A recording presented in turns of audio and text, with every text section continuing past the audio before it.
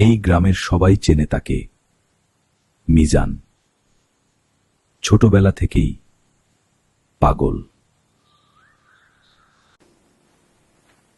কিন্তু সে কি সত্যিই পাগল, নাকি অন্য কিছু? পশু পাখির আচরণ বদলে যায়।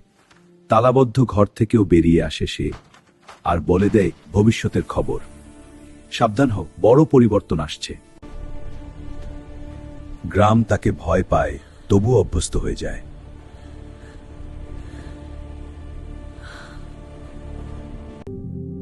অল্প বয়সেই শেষ হয়ে যায় তার গল্প।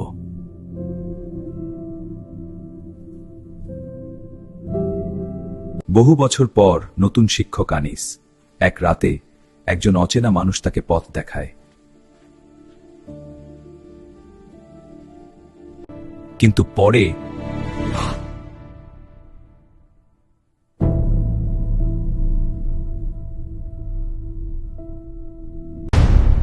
কথাশিল্পী সুমন ভূঁইয়ার মনস্তাত্ত্বিক রহস্য উপন্যাস।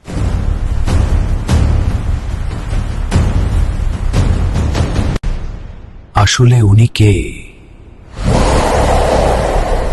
মুদ্রিত মূল্য ৩০০ টাকা।